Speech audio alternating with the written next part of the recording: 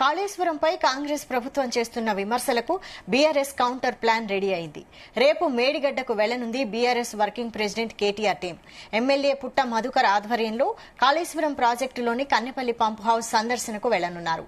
కార్యక్రమంలో కేటీఆర్, కొప్పుల ఈశ్వర్, గంగుల కమలాకర్, ఎమ్మెల్యేలు పాడి కౌశిక్ రెడ్డి, కల్వకుంట్ల సంజయ్, మాజీ ఎమ్మెల్యేలు కల్వకుంట్ల విద్యాసాగర్ రావు, కోరుకంటి చందర్, దాసరి మనోహర్ రెడ్డి, రసమయి బాలకిషన్ పాల్గొననున్నారు.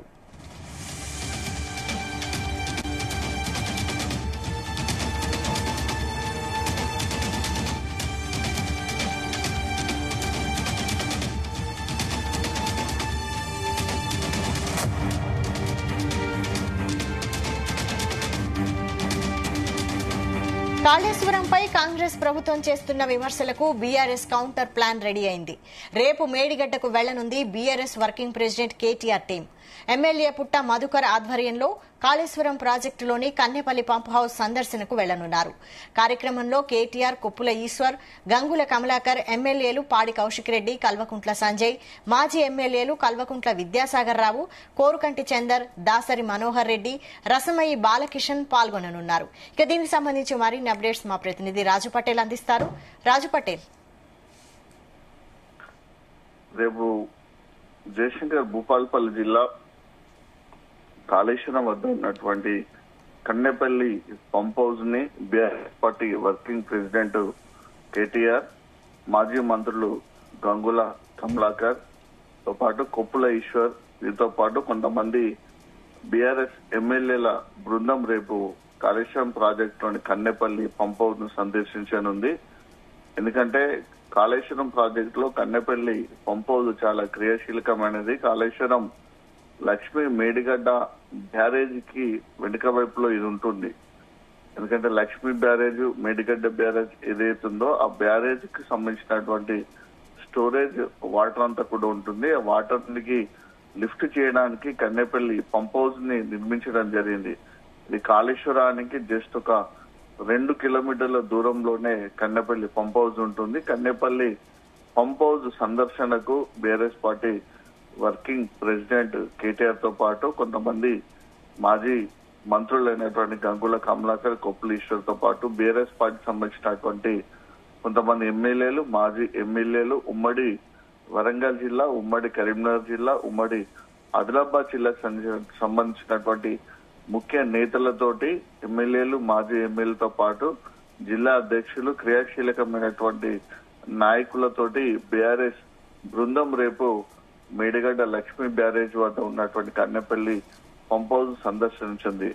సో దీంట్లో ప్రధాన ఉద్దేశం ఏంటి అంటే, గతంలో బీఆర్ఎస్ పార్టీ ఇప్పటికే ఇదివరకు ఈ సీజన్ లో ఎప్పుడు గానీ కాళేశ్వరం ప్రాజెక్ట్ నుంచి వాటర్ లిఫ్ట్ చేశారు.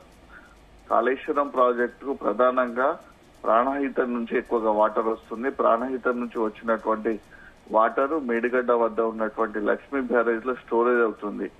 లక్ష్మీ బ్యారేజ్ లో స్టోరేజ్ అయినటువంటి ఆ వాటర్ ని కన్నెపల్లి పంప్ హౌస్ ద్వారా లిఫ్ట్ చేస్తారు. కన్నెపల్లి పంప్ హౌస్ లో భారీ ఎత్తున బాహుబలి మోటార్స్ ఉంటాయి. కన్నెపల్లి పంప్ హౌస్ లో లిఫ్ట్ చేసినటువంటి వాటర్ ని గ్రావిటీ కెనాల్ ద్వారా దాని ఎగువన ఉన్నటువంటి అన్నారం బ్యారేజ్ లోకి లిఫ్ట్ చేస్తారు.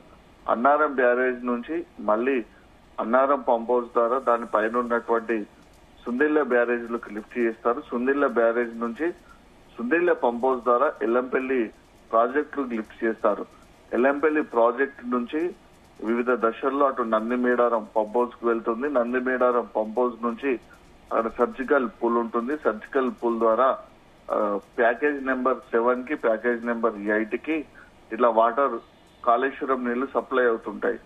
దీన్ని గత కాళేశ్వరం ప్రాజెక్టు యొక్క నీళ్లను బీఆర్ఎస్ పార్టీ వాడుకొని దీన్ని కాళేశ్వరం నీళ్లను లిఫ్ట్ చేసి అటు కొండపోచమ్మ సాగర్ కి, మల్లన్న సాగర్ కి, మిడ్ మేనర్ కి, అనంత సాగర్ కి, రంగనాయ సాగర్ కి వాటర్ ని పంపింగ్ ద్వారా సప్లై చేసింది. పంపింగ్ ద్వారా వాటర్ ని ఆ ప్రాజెక్టులు అన్నిటి కూడా కంప్లీట్ గా ఫుల్ చేసి తాగునీటికి, సాగునీటి అవసరాలకు బీఆర్ఎస్ పార్టీ వాడుకుంది. కానీ ఏదైతే ముఖ్యంగా మనకు Lakshmi barrage, Medigadda Lakshmi barrage pillar 7th block సంబంధించినటువంటి ఫిల్లర్లు 19, 20, 21 మెయిన్ గా 19వ ఫిల్లర్ కుంగిపోయింది. కుంగిపోయిన తర్వాత అధికారంలోకి వచ్చినటువంటి కాంగ్రెస్ పార్టీ కంప్లీట్ గా దాన్ని వాటర్ స్టోరేజ్ చేయకుండా మేడిగడ్డ లక్ష్మీ బ్యారేజ్ సంబంధించినటువంటి 85 గేట్లను లిఫ్ట్ చేసి గత సంవత్సరము ఈ సంవత్సరం కూడా వాటర్ అంతా కిందికే పంపించేస్తుంది. ఎందుకంటే ఫిల్టర్స్ కుంగిపోయాయి కాబట్టి బ్యారేజ్ కి ప్రమాదం ఉంది అని రకరకాల ఎంక్వైరీ రిపోర్ట్ ఇచ్చినటువంటి నేపథ్యం. దాంతో పాటు కాళేశ్వరం ప్రాజెక్టు పైన జరిగినటువంటి అవినీతి పైన కూడా జస్టిస్ ఘోష్ ఆధ్వర్యంలో కూడా ఒక కమిటీని ఏర్పాటు చేశారు. కమిటీ కూడా గత 2 రోజుల క్రితమే కూడా ప్రభుత్వానికి కూడా రిపోర్ట్ అందజేసింది. సో ఇలాంటి పరిస్థితుల నేపథ్యంలో కాళేశ్వరం ప్రాజెక్టు యొక్క భవిష్యత్తు ప్రశ్నార్థకంగా మారింది.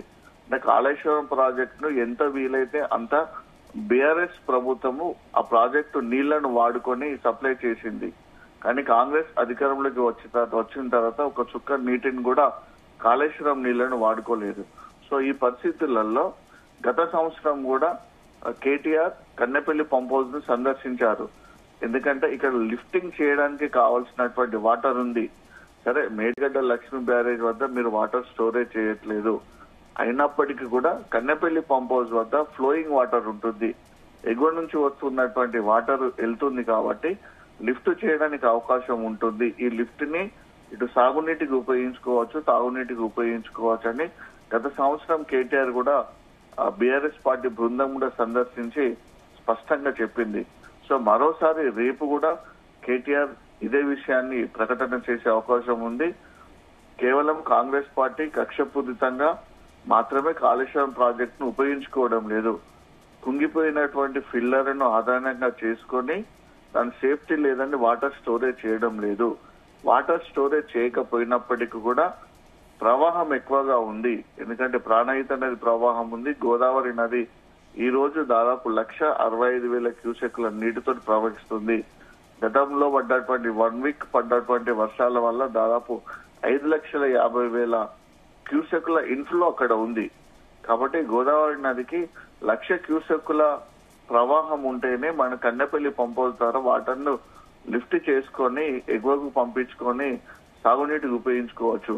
అంతటి అవకాశం ఉన్నప్పటికీ కూడా కాంగ్రెస్ పార్టీ కావాలనే కక్షపూరితంగా బీఆర్ఎస్ పార్టీపై బురద జల్లడానికి బీఆర్ఎస్ పార్టీ కాళేశ్వరం ప్రాజెక్టు నిర్మించి వదిలేసింది. ఇది ఉపయోగంలోకి రాదు, నిరుపయోగమైనటువంటి ప్రాజెక్టు అని చెప్పడానికి మాత్రమే కాంగ్రెస్ పార్టీ కాంగ్రెస్ ప్రభుత్వము ఉపయోగించుకోవడం లేదు. కాబట్టి దీన్ని దృష్టిలో ఉంచుకొని అక్కడ నీటి శాతం ఎక్కువగా ఉంది, నీటి లభ్యత ఉంది.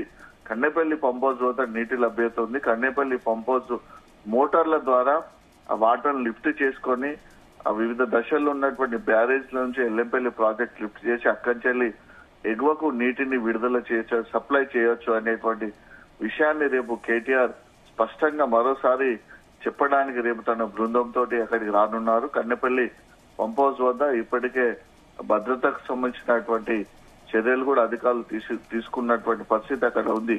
పెద్ద ఎత్తున నాయకులతో పాటు బీఆర్ఎస్ పార్టీకి సంబంధించినటువంటి కార్యకర్తలు కూడా రేపు కన్నెపల్లి పంప్ హౌస్ కు రానున్నారు. అయితే Kannepalli pump house visiting KTR చేయనున్న సందర్భంలో అటు ప్రభుత్వం నుంచి కానీ స్థానికంగా ఉన్నటువంటి పోలీసుల నుంచి కానీ మాత్రం ఇప్పటి వరకు ఎలాంటి ప్రకటన రాలేదు. మరి రేపు కేటీఆర్ ని విజిట్ చేయడానికి అవకాశం కల్పిస్తారా లేదా అడ్డుకుంటారా అనే విషయం కూడా కొంచెం సందేహాలు అయితే ఉన్నాయి. ఇప్పటి వరకు పోలీసులు కానీ ప్రాజెక్టు కు సంబంధించినటువంటి అధికారులు కూడా ఎక్కడ కూడా కేటీఆర్ సంబంధించినటువంటి విజిటింగ్ పైన ఇప్పటివరకైతే వాళ్ళు ప్రకటన అయితే చేయలేదు. వీళ్ళు వస్తామని చెప్పారు, గత 4 రోజుల క్రితం కూడా వస్తామని చెప్పారు. గత 4 రోజుల క్రితము మాజీ మంత్రి జగదీష్ రెడ్డి కూడా కాళేశ్వరం ప్రాజెక్ట్ ని విజిట్ చేసి ఒక గ్రౌండ్ రిపోర్ట్ కూడా అతను తయారు చేసి విడుదల చేయడం జరిగింది.